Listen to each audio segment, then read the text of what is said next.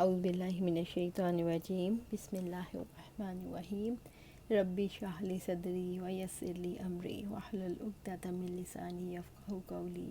مسافر اگر زیادہ ہوں تو انہیں اذان اور اقامت کہنی چاہیے، اسی طرح عرفات اور مزدلفہ میں بھی۔ نیز سردی اور بارش والی رات میں مؤذن الصلاۃ فی الرحال کہے۔ ابو ذر غفاری رضی اللہ تعالیٰ عنہ سے روایت ہے، انہوں نے فرمایا، ہم کسی سفر میں آپ صلی اللہ علیہ وآلہ وسلم کے ہمراہ تھے۔ مؤذن نے ظہر کی اذان کہنے کا ارادہ کیا تو آپ نے اس سے فرمایا ذرا ٹھنڈا ہو جانے دو۔ اس نے پھر اذان کہنے کا ارادہ کیا تو آپ نے فرمایا ذرا اور ٹھنڈا ہو جانے دو۔ اس نے تیسری مرتبہ اذان کہنے کا ارادہ کیا تو آپ نے اسے فرمایا ذرا مزید ٹھنڈا ہونے دو، یہاں تک کہ جب سایہ ٹیلوں کے برابر ہو گیا تو نبی صلی اللہ علیہ وسلم نے فرمایا گرمی کی شدت جہنم کی بھاپ سے ہوتی ہے۔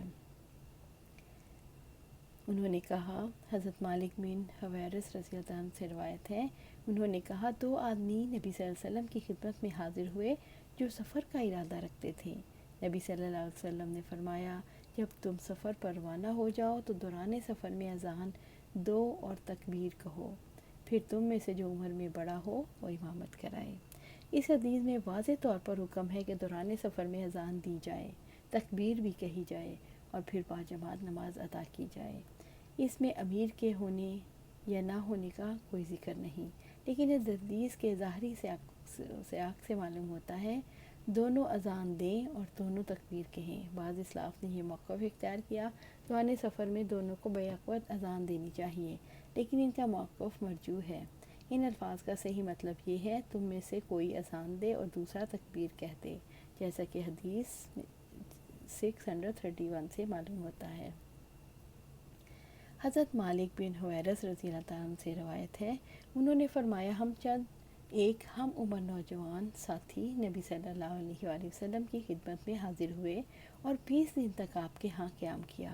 آپ انتہائی نرم دل اور مہربان انسان تھے۔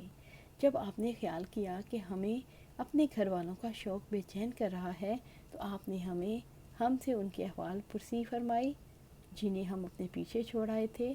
ہم نے آپ کو ان کے حالات سے آگاہ کیا تو آپ نے فرمایا واپس اپنے اہل خانہ کے پاس لوٹ جاؤ اور انہی کے پاس رہو، انہیں دین کی تعلیم دو اور انہیں اچھی باتوں کی تلقین کرو۔ آپ نے مزید باتیں بیان فرمائیں جن میں سے کچھ مجھے یاد ہیں اور کچھ یاد نہیں۔ آپ نے فرمایا جس طرح تم نے مجھے نماز پڑھتے دیکھا ہے اسی طرح نماز پڑھا کرو، اور جب نماز کا وقت آ جائے تو تم میں سے کوئی شخص اذان کہہ دے، البتہ تم میں سے عمر کے اعتبار سے بڑا جماعت کرائے۔ حضرت نافع سے روایت ہے کہ حضرت عبداللہ بن عمر رضی اللہ تعالیٰ عنہ نے ایک مرتبہ سخت سردی کی رات میں ذوحجنان پہاڑی پر اذان دی، پھر فرمایا اپنے اپنے ٹھکانوں میں نماز پڑھ لو۔ انہوں نے ہمیں بتایا کہ آپ صلی اللہ علیہ وسلم دوران سفر میں سخت سردی یا بارش کی رات میں اپنے مؤذن کو حکم دیتے تھے کہ وہ اذان کہنے کے بعد یوں کہہ دے، توجہ سے سنو، اپنے اپنے ٹھکانوں میں نماز پڑھ لو۔ آپ صلی اللہ علیہ وسلم کو وادی بطحا میں دیکھا کہ آپ کے پاس حضرت بلال رضی اللہ تعالیٰ عنہ آئے اور آپ کو نماز کی اطلاع دی، پھر نیزہ لے کر چلے گئے یہاں تک کہ اسے رسول اللہ صلی اللہ علیہ وسلم کے سامنے وادی بطحا میں گاڑ دیا، پھر انہوں نے نماز کے لیے تکبیر کہی۔ کیا مؤذن اپنا منہ ادھر ادھر پھیر سکتا ہے اور نیز کیا وہ اذان میں ادھر ادھر دیکھ سکتا ہے؟ حضرت بلال رضی اللہ تعالیٰ عنہ سے منقول ہے انہوں نے اپنی دونوں انگلیوں کو اپنے کانوں میں ڈالا، اس کے برعکس حضرت ابن عمر رضی اللہ تعالیٰ عنہ اپنے کانوں میں انگلیاں نہیں دیتے تھے۔ ابراہیم نخعی کہتے ہیں بغیر وضو اذان دینے میں کوئی حرج نہیں، جبکہ حضرت عطا کا کہنا ہے کہ اذان میں وضو ثابت اور مسنون ہے۔ عائشہ رضی اللہ تعالیٰ عنہ فرماتی ہیں نبی صلی اللہ علیہ وسلم اپنے تمام اوقات میں اللہ کا ذکر کیا کرتے تھے۔ حضرت ابو جحیفہ رضی اللہ تعالیٰ عنہ سے روایت ہے، انہوں نے حضرت بلال رضی اللہ تعالیٰ عنہ کو اذان کہتے ہوئے دیکھا۔ وہ کہتے ہیں میں بھی اذان دیتے وقت ان کے چہرے کی اتباع کرتے ہوئے اذان میں اپنے چہرے کو ادھر ادھر پھیرتا۔ کسی آدمی کا یہ کہنا کہ ہم سے نماز فوت ہو گئی، اس کی کیا حیثیت ہے؟ امام ابن سیرین نے اسے مکروہ خیال کیا ہے کہ آدمی کہے ہماری نماز جاتی رہی، بلکہ اس طرح کہنا چاہیے ہم نماز کو نہیں پا سکے، لیکن آپ صلی اللہ علیہ وسلم کا فرمان زیادہ صحیح ہے۔ حضرت ابو قتادہ رضی اللہ تعالیٰ عنہ سے روایت ہے، انہوں نے فرمایا ایک دفعہ ہم نبی صلی اللہ علیہ وسلم کے ہمراہ نماز پڑھ رہے تھے کہ اچانک آپ نے لوگوں کا کچھ شور و غل سنا۔ جب آپ نماز سے فارغ ہوئے تو فرمایا تمہارا کیا حال ہے؟ انہوں نے عرض کیا ہم نے نماز میں شمولیت کے لیے بہت جلدی کی۔ آپ نے فرمایا آئندہ ایسا نہ کرنا، بلکہ جب تم نماز کے لیے آؤ تو وقار اور سکون کو ملحوظ رکھو، پھر جس قدر نماز ملے پڑھ لو اور جو رہ جائے اسے بعد میں پورا کر لو۔ نماز کے لیے دوڑ کر نہیں بلکہ سکون اور وقار سے آنا چاہیے۔ آپ صلی اللہ علیہ وآلہ وسلم نے فرمایا جس قدر نماز تمہیں مل جائے اسے پڑھ لو اور جو رہ جائے اسے پورا کر لو۔ یہ مسئلہ حضرت ابو قتادہ رضی اللہ تعالیٰ عنہ نے نبی صلی اللہ علیہ وآلہ وسلم سے بیان کیا۔ ابو ہریرہ رضی اللہ تعالیٰ عنہ سے روایت ہے، وہ نبی صلی اللہ علیہ وآلہ وسلم سے بیان کرتے ہیں، آپ نے فرمایا جب تم اقامت سنو تو نماز کے لیے سکون اور وقار کے ساتھ چلو، تیزی اختیار نہ کرو، پھر جس قدر نماز مل جائے اسے پڑھ لو اور جو رہ جائے اسے بعد میں پورا کر لو۔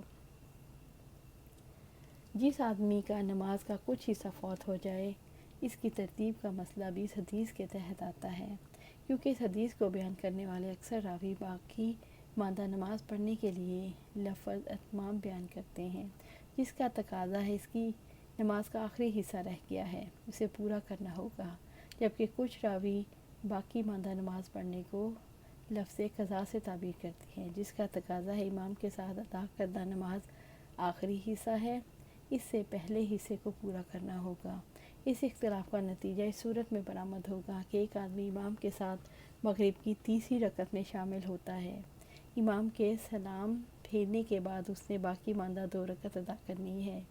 اتمام والے شوافہ حضرات کے نزدیک اگرچہ امام کی آخری رکعت تھی لیکن مسبوق کی پہلی رکعت مکمل ہے، اس لیے اسلام کے بعد پہلی رکعت کے ساتھ 1 رکعت ملا کر تشہد پڑھے گا، پھر تیسری رکعت پڑھ کر قعدہ اخیرہ کرے گا، پھر سلام پھیرے گا۔ اس کے برعکس قضا والے احناف حضرات کا موقف ہے کہ امام کے ساتھ اس کی آخری رکعت ادا ہوئی، اب اس نے پہلی اور دوسری رکعت پڑھنی ہے، اس لیے وہ سلام کے بعد پہلی رکعت میں ثنا، تعوذ اور فاتحہ کے ساتھ کوئی اور سورت بھی ملائے۔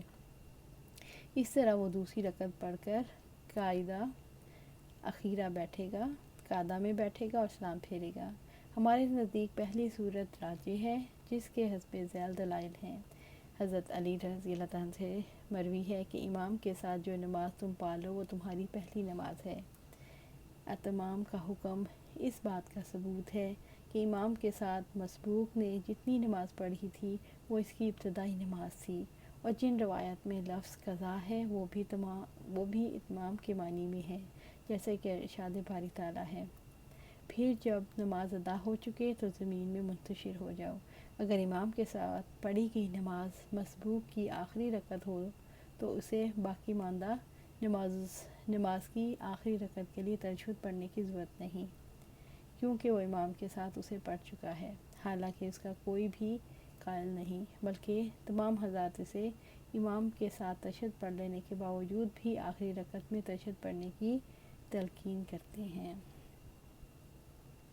آج یہیں پر اختتام کرتے ہیں، انشاءاللہ کنٹینیو کریں گے۔ اللہ سبحانہ تعالیٰ ہمیں صحیح نماز پڑھنے کی توفیق عطا فرمائے اور اس پر استقامت دے، آمین یا رب العالمین۔